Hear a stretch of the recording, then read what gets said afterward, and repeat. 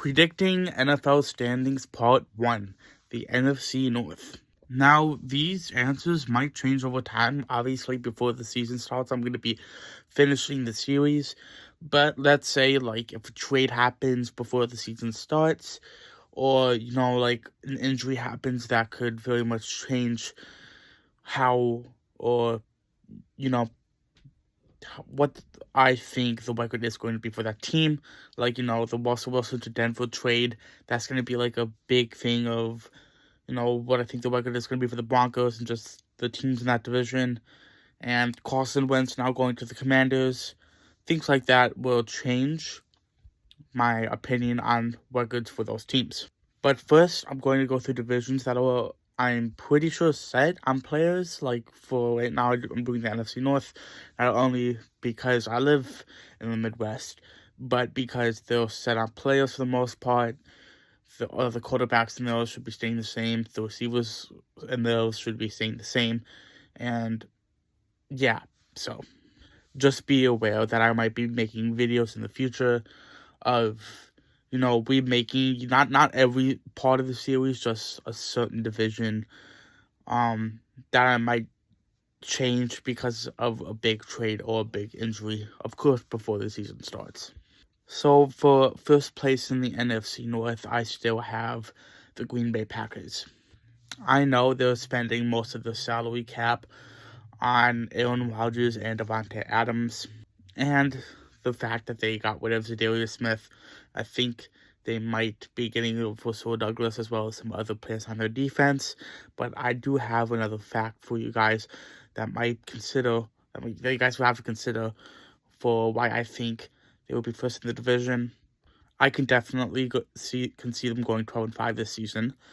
But one of the reasons why I was thinking they would go 12-5 or at least be first in the division was because, David Bakhtiari, Darius Smith, and Jair Alexander, all three of them were out most of the season, and we still went 13-4. Even though we're not getting Darius Smith back this season, we're still getting those two top players for our team. Now, I know the salary cap is going to be an issue for the Packers, but it's all about what they can do left with the money that they do have on the positions that they do need most, like an edge rusher right now because they just lost to Zadarius Smith. But if the Packers had a top 5 defense for half the season without Zadarius Smith or Jair Alexander, I'm pretty sure they can pick up at least one or two players that don't cost that much and don't fill up much of the salary base, salary cap or whatever, to fill in those spots so we can maintain a good defense. Another big reason why I can see them going 12-5 is because the rest of the NFC North hasn't really changed much, at least so far, about anything about the team. So, of course, they're probably going to play around the same as they did last season. I don't expect anything much of them. The team I could see improving the most would probably be the Minnesota Vikings, but other than that, I don't really see much improvement from either the Bears or the Lions. Of course, Justin Fields is probably going to improve, but he's still in his second year. He didn't play too great last year. I mean, that's also considering the fact that hopefully the Chicago Bears do get a better offensive lineman and just get better management for the team too. Now, in second place for the NFC North, I have the Vikings going 10-7. Now, I know that most years people expect the Vikings to be over 500 or at least win 10 games a season, but it's just the point of can they just play or figure something out for that team so that they can win those 10 games. They have the players. I mean, Cook is underrated. I know he's not a top 10 quarterback or anything, but he definitely, I feel like he does have the talent to at least win games with wide receivers like Adam Thielen and Justin Jefferson. And the fact that they're also getting Irv Smith back this season too, that might help them out a little bit as well. I mean, I could see them going for some defensive linemen in the draft, or maybe getting a better wide receiver 3, or getting some linemen. But some other teams, I don't really know how good the Vikings line is. I mean, it's good enough for Kirk Cousins to get the ball off his hands, but maybe they could. I'm hoping they could work on their defense a little bit, but it's also the fact that they're struggling to put up points in the game, but I feel like that's also the fact that they can't really manage Kirk Cousins that well. I still feel like with the division that they are in and the talent they do have, I'm sticking by what I'm saying for them going 10-7 this next year. For third place in the NFC North, I have the Chicago Bears going 8-9. Similar to what I said earlier, I'm not for sure yet, but there's also the possibility of if Allen Robinson would leave the Bears, and the fact that if they can get a better offensive line, that could work well with Justin Fields.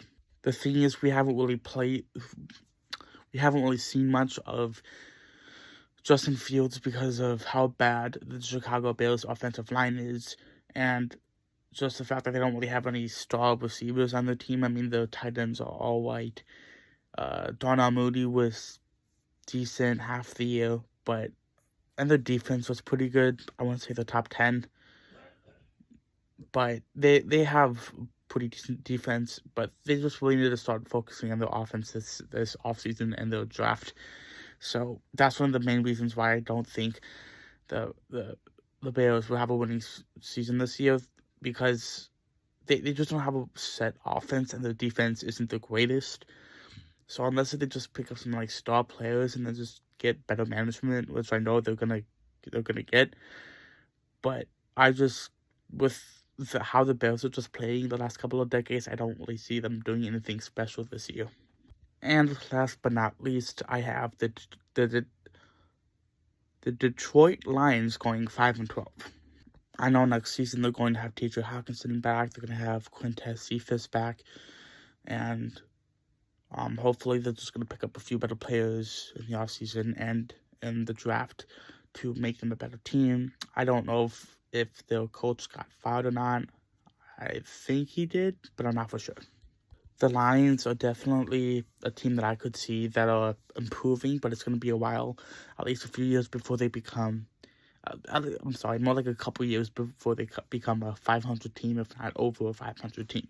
Considering they just lost Matthew Stafford, it's going to be they're just in a tough spot to just regain a lot of their positions back to being, powerful. And they're the Detroit Lions. They never really had like powerful positions or like a powerful team. They weren't really known for that. So it's like the question of if the Detroit Lions, can ever become like a successful team. Well, anyway, these are just my thoughts and my predictions, my opinion. But I respect y'all if you guys disagree with me. Thank you guys for watching the vid. I appreciate y'all. I love y'all. Thanks for watching, and I guess I'll see you guys in the next video. Peace.